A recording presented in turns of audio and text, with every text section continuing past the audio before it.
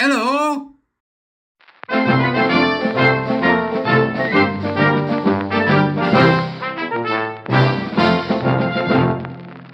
Beep, beep, beep, beep, beep, beep, beep, beep, beep. Welcome back to the Court of the Edijester. And here today we have a rather serious thing that we need to discuss. And I'm hoping that you will share due to its seriousness. So, subscribe, buy me a coffee if you can. It's the end of the month. That's when it gets worse. So buy me a copy if you can. Coffee if you can, not a copy. Buy me a coffee. But I've got something here that you might want to have a look at. Subscribe, put on notifications so you know when I'm producing stuff. If you do enjoy what I do and would like to keep me and the Warrior Teachers going, please do join my Substack or the usual stuff, buy me a coffee, etc. Okay, so let's get serious here, because I do want us to treat this with the seriousness it deserves. Despite my obviously often jokey manner. So today we're not in jokey manner, we're in serious cottage. See, I can't help myself. Right, okay. This is from Flagged Off. Now, I don't know whether you're aware of Flagged Off, but they've been doing great work lately, looking at what the situation is in various ways, but also, I think, in engaging on LinkedIn, which I'm not able to do because LinkedIn banned me a long time ago. Because I wouldn't play ball with their woke policies. So it behoves us to take a look at what Flagged Off have put up and what I think you need to understand about how this type of thing can pan out. And I think they've given us a very good example of how this works. So you can see on the screen there's Flagged Off, you can see there. And also this is the tweet that they put out on the 25th of November this year, which has currently only had 11k views. I would like to see it get a lot more because it's important that people realize how serious this situation is. And Flagged Off asks us here, think it's okay for men with GRCs to use women toilets? So does Sophie Cooper. He is the proud owner of a GRC from the UK government. So this individual has been given a GRC by the UK government. And you remember with the 4 Women Scotland case, this very important definition of what is a woman, this what is a woman, what is a man, is sex real, is going to cause real problems if we lose, effectively. So what we're saying here, he is the proud owner of the GRC, which if they win in Scotland, God knows what will happen. We want him out of the ladies, says Flagged Off, which he currently uses. And here's why. And they say here, Sophie is scary AF and escalating. And you can see pictures of him there with an axe and also giving a finger to everyone. God almighty. Unbelievable. And then Flagged Off note with reference to information from Maya, which I'm not going to go into it, but you can have a look at it when you go to see the thread. I struggle to see how treating a trans woman with a GRC as a woman for the purposes of the Equality Act presents any practical difficulty, which quote from Daz Newman, which Maya will then come back on and respond to. So you can take a look at that and keep yourself up to date. And then Flagged Off continues. In December, Sophie urged his LinkedIn followers to punch a bigot, adding, they effing deserve whatever it takes to shut them up. Fancy being alone with him by the basins? This is a man who will be able to and is entering female spaces, including spaces that will have children in them. Girls. Okay? This is the seriousness of this. And here you can see Sophie Cooper, who styles himself as a she, her. I don't see the punching bigots makes you as bad as them, arguing that Anna is equally as bad as Hans for punching him in the face. It's the same with acting against hate speech and bigotry. They effing deserve whatever it takes to shut them up. This appears to be from LinkedIn. If someone means mental or physical harm to you or your friends and attempts to do so via hate speech or physical assault, they shouldn't be allowed to be protected from the consequences of self-defense. Now, here you see this is very, very interesting and a very serious part of what we're seeing that you must understand here. That last passage, let's do it again. If someone means mental or physical harm to you or your friends and attempts to do so via hate speech or physical assault, they should be allowed to be protected from the consequences of self-defense. What he's saying here is he's advocating for speech being violence and therefore he can hit you for it. This man thinks because somebody says he does something he doesn't like to hear, he can punch them, he can hurt them.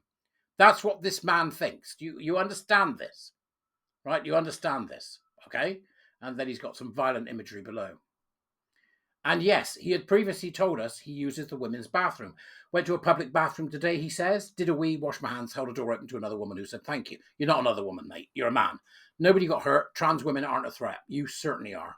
That's what I see. I could be wrong.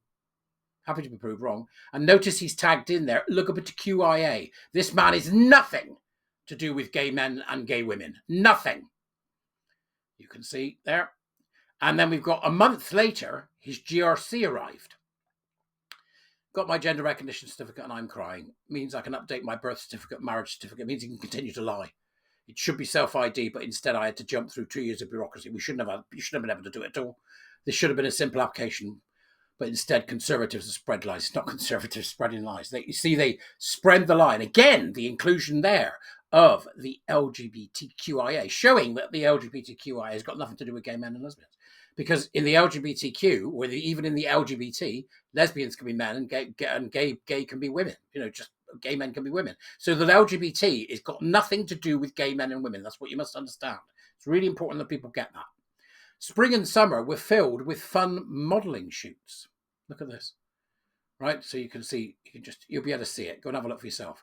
Sadly, his disabled wife couldn't join him as she was too ill to leave the house. It didn't sound good. It's just awful. His wife has chronic fatigue. I mean, she has to put up with this. I just don't know. If you know anything about trans widows, you know there's something terribly wrong here. In September, Sophie's mood darkened and he called for blood sacrifices. And here we have it. Again, you can see. There's something terrible. His poor wife. There's something terribly wrong here. But again, you can explore on Flagged Off's good explanation of what exactly is going on here. Last month, he announced he's polyamorous, demi-adulterous, no idea. Demi-adulterous, no idea. Getting divorced and setting up a Blue Sky account for more risque photos. Oh, and he's looking for a flat share with female roomers only. Unbelievable. So this man becomes a gusset fumbler and leaves his disabled wife. Absolutely disgusting behaviour. Disgusting. This is what these people are like. I'm sorry, this is not rare. You think it's rare? It's not rare. Go and talk to a trans widow. I'm sorry, it makes me so angry. That poor woman. I just can't believe it. I just hope she's going to be better off without him and that he'll leave her alone. Right, I've lost it now. Hang on, let's get back to it. Then on Trans Day of Remembrance, he posted what looks like a threat to anyone who dares to challenge him. We will not go peacefully, fight hard. And that's him with an axe. And the post is still on LinkedIn despite being reported. Is Sophie escalating? And there you can see the picture. This Trans Day of Remembrance, it's not a time for grieving, it's a time for organising, for reaching out, for sharpening one's axe. Now is the time for action, for organisation. I think this man is escalating into dangerous territory and that something really should be done about it. It's been reported to LinkedIn. I wonder whether we should be reporting him to the police. There's something terribly wrong here. This is a prevent issue. Maybe we'll be safe if we play along and pretend we're not scared of Sophie being in our loo, but we're probably not safe if we don't. He said so himself. We shouldn't be put in that position. That's why men with GRCs must be kept out of our spaces. Do you see it yet? Well, you all know my opinion on this. It shouldn't be happening at all. It shouldn't be allowed at all. And it should be treated for what it is. And it's men, particularly men like me, men like you watching this, men like you who aren't paying enough attention. We shame them. Shame them in public. Get them gone. It's absolutely outrageous. And I don't care if they're male or female, by the way. But the males are far more dangerous, as you can see from this. So is this man actually a danger? Is there an escalation in his behaviour? This is the decisions that you'll end up having to make. We shouldn't be making these decisions. Fetishistic nut jobs. I want to think that he's all sweetness and light, but he isn't. That's what I reckon from what I'm seeing. So I'm asking you, what do you think? What do you think is going on here? What do you see with this behaviour? What exactly do you see that is moving forward? And is this something that we really need to be aware of in terms of the law, so that the law can deal with these men? But no, they're still talking about how to define what a woman is. It's heartbreaking. Anyway, there's more like him. I'm sure you'll give me examples in the Dubris and on Twitter and where else there's more like him who are behaving in this way. Sophie, what the are you doing? You unbelievably stupid individual. I think this needs escalating to the police, but that's just me. Let me know what you think in the comments, all right? I'll see you later. Bye-bye.